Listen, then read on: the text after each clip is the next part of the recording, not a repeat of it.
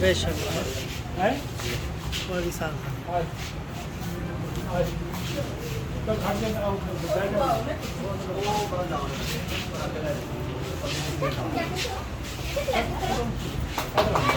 बड़ी कुर्सी जाओ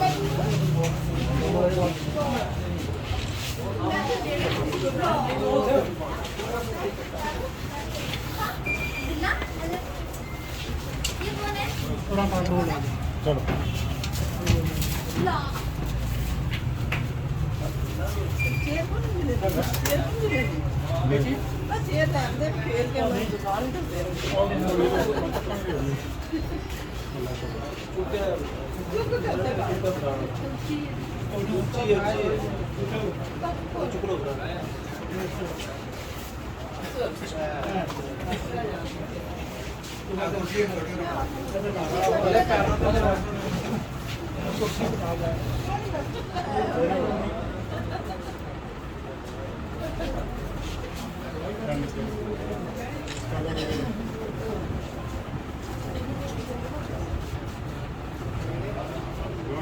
कामयाब करे ना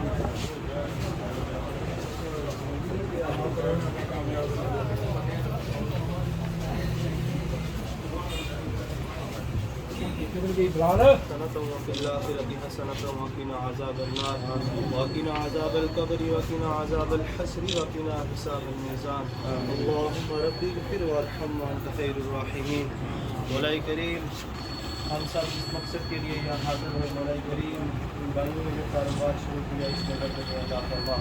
मौलाई करीम हलाल ज़राए से हलाल इज़्ज़त कमाने खाने बच्चों को खिलाने की तौफीक अता फरमा। मौलाई करीम इनके कारोबार मालो जान इज़्ज़त आबरू के अंदर खैर व बरकत अता फरमा। मौलाई करीम इनके घरों में अपनी रहमतों का बरकतों का खुसूसी नज़ीर फरमा। मौलाई करीम हम सब को भी कब्र व आखिरत की तैयारी करने की तौफीक अता फरमा। मौला करीम ज़्यादा से ज़्यादा नेक अमाल करने की तौफीक अता फरमा। बीमारों को शिफा कुल्ली अता फरमा। बे औलादों को नेक और साले औलाद अता फरमा। जो कर्जे में डूबे हैं मौला कर्जे से रहाई अता फरमा। मौला करीम हम सब के दिल के लिए एक जाए तमन्ना मुरादें अपने बारगाह में कबूल फरमा। मौला करीम जो भाइयों ने रिज़्क़ हलाल का कारोबार शुरू किया, मौला करीम गैब की इमदाद फरमाए। मौला करीम खजाना गैब से उनकी मदद फरमा। हलाल रिज़्क़ में बरकत अता फरमा। हम सब के हाल में अपना खुसूसी कर मुक़द्दर इलाही ज़िंदा रखो शान से मुक़द्दर को ईमान से इलाही बिहार नबी का कैसी वसी है मेरे मौला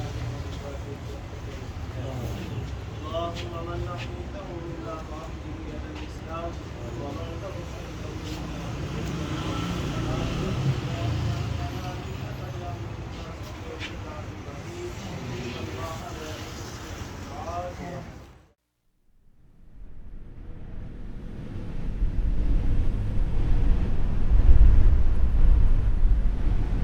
Mm-hmm.